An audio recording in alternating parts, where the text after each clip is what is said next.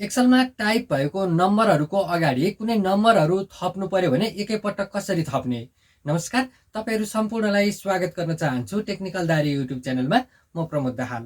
साथीहरू, आजको यस भिडियो अन्तर्गत रहेर म तपाईँहरूलाई हामीले एक्सेलमा कुनै नम्बरहरू टाइप गरेका छौँ र त्यो नम्बरहरूको अगाडिपट्टि हामीले नम्बर थप्नु पर्ने छ।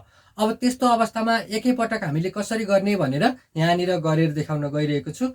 आशा छ हजुरहरूको लागि यो भिडियो उपयोगी हुनेछ। र साथीहरू, आउनुहोस् अब ढिला नगरिकन आजको यो टपिकतर्फ लागिहालौँ।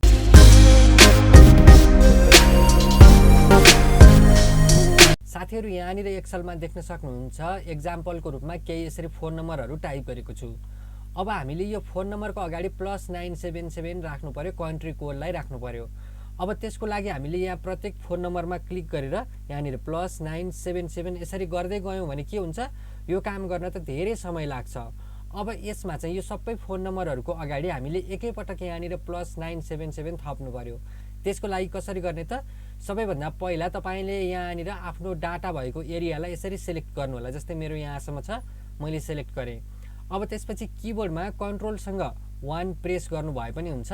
यहाँनिर यो बक्स खुल्नेछ, अथवा तपाईँले यहाँनिर होम बटनमा यहाँनिर फर्म्याट भन्ने अप्सन छ, यो फर्म्याटमा क्लिक गरेर लास्टमा फर्म्याट सेल भन्ने छ, यो अप्सनमा क्लिक गरेर यहाँ आउनु भए पनि हुन्छ। तपाईँले यो अप्सनमा आउनु पर्यो। यसरी यो अप्सनमा आइसकेपछि यहाँ तलपट्टि देख्न सक्नुहुन्छ कस्ट्युम भन्ने अप्सन छ, यसमा क्लिक गर्ने।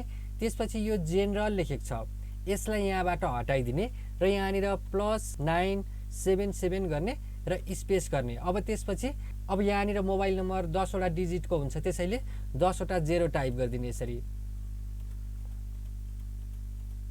यसरी टाइप गरेपछि अब यसलाई ओके गरिदिने। अब यहाँनिर देख्न सक्नुहुन्छ सबैमा यसरी +977 त्यसपछि स्पेस, यहाँ अनि फोन नम्बर आएको छ। अब तपाईँहरूले यो बिचको स्पेस हटाउनु पर्यो। यो हामीलाई चाहिँदैन भने के गर्ने त? फेरि यहाँनिर यो फर्म्याटमा गएर फर्म्याट सेलमा गए पनि हुन्छ। यो डाटालाई यसरी सेलेक्ट गरेर किबोर्डमा कन्ट्रोल 1 प्रेस गरे पनि हुन्छ। यो यसरी बक्स खुल्छ। यसमा चाहिँ हामीले कस्टममा गएर 977 स्पेस अनि फोन नम्बर गरेका छौँ। अब यहाँनिर यो स्पेसलाई चाहिँ हटाइदिउँ, +977 अनि त्यसपछि फोन नम्बरको रूपमा चाहिँ यो 10 वटा 0 राखेका छौँ यहाँनिर, किन त यो फोन नम्बरहरू 10 डिजिटको हुन्छ। त्यसैले अब यहाँनिर यति गरेपछि यसलाई ओके गऱ्यौँ भने अब देख्न सक्नुहुन्छ स्पेस पनि हटेर आउनेछ। यस्तो किसिमबाट चाहिँ तपाईँहरूले नम्बरहरूको अगाडि नम्बर थप्नु पर्यो भने सजिलैसँग गर्न सक्नुहुन्छ। र साथीहरू, यस्तो किसिमबाट चाहिँ तपाईँहरूले पनि एक्सेलमा टाइप गरेको नम्बरहरूको अगाडि केही नम्बरहरू थप्नु पर्यो भने यस्तो किसिमबाट एकैपटक गर्न सक्नुहुन्छ। साथीहरू, आजको लागि यति नै। यदि तपाईँहरू यस च्यानलमा नयाँ हुनुहुन्छ र यस्तो किसिमका अरू नयाँ नयाँ भिडियोहरू पनि हेर्न चाहनुहुन्छ भने यस टेक्निकल दारी युट्युब च्यानललाई सब्सक्राइब गरेर सँगै रहेको बेल आइकनमा क्लिक गरी अल नोटिफिकेसनमा क्लिक गर्नु होला।